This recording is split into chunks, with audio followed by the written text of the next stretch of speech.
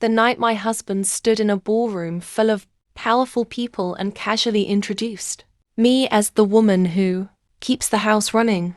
I already knew something he didn't. For the last 11 months, I had been reading every contract, every loan, every hidden liability tied to the company he was so proudly celebrating that night. And the truth was simple. His empire was already collapsing. He just didn't know it yet. I didn't interrupt him when he said it. I didn't correct the story. I simply smiled. You know that kind of smile?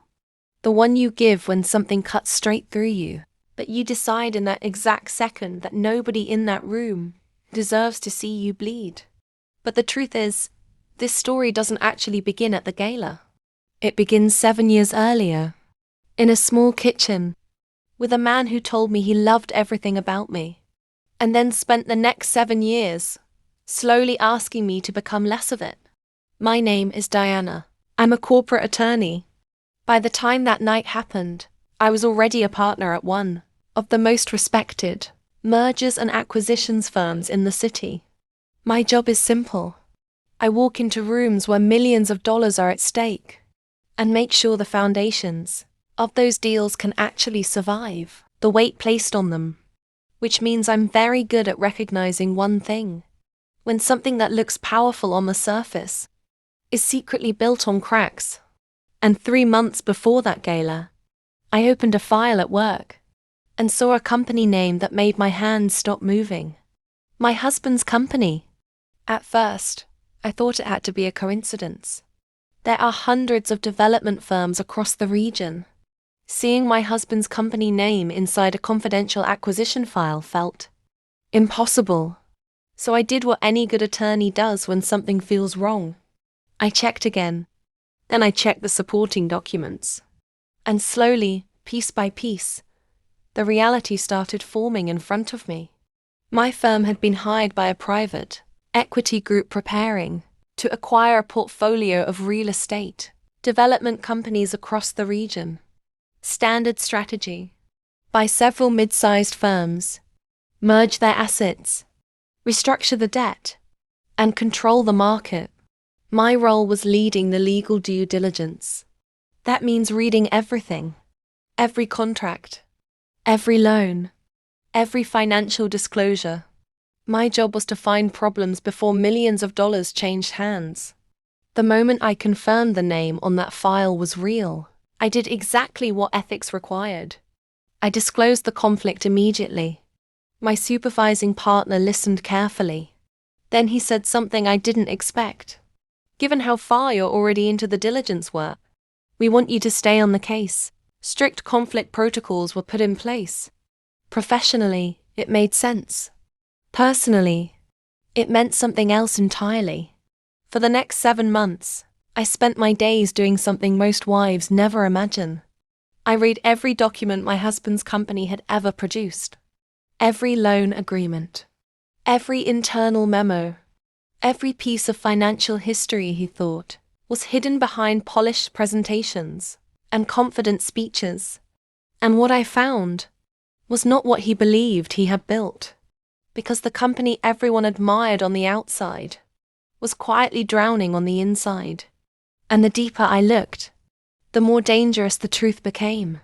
For the next 7 months, my life followed a strange routine.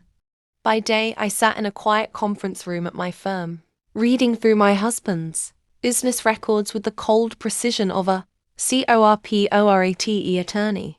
By night, I went home, made dinner, and listened to him talk about his company like everything was thriving. At first, the problems looked small. A delayed payment here, a contract dispute there, normal things in real estate development. But the deeper I dug, the more the pattern changed. The debt wasn't just high. It was dangerous.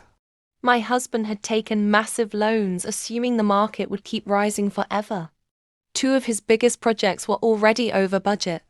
To hide the pressure, he had stacked short-term bridge financing on top of older loans. In simple terms, he had built an empire balanced on money that was about to disappear. And then I found something worse. 2 holding companies, quietly moving funds through a third-party firm. Not illegal on the surface, but the kind of structure that makes auditors start asking very uncomfortable questions. I documented everything exactly the way my job required. Every risk, every liability, every crack in the foundation. And every night I went home and said nothing. He talked about expansion, new investors, future projects across 4 states. And I would nod and say, "That sounds promising," because by that point, I wasn't just listening anymore. I was watching a man who had spent 7 years asking me to become smaller, slowly build something too fragile to survive the truth. Then October arrived, and with it, the gala, the night he planned to celebrate everything he thought he had built. What he didn't know was this: by the time we walked into that ballroom, the future of his company had already been decided. He just hadn't heard the news yet. The gala was everything my husband loved.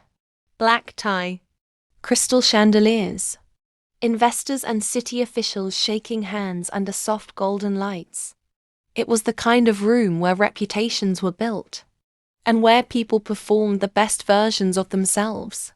On the drive there, he gave me the same quiet instructions he always did.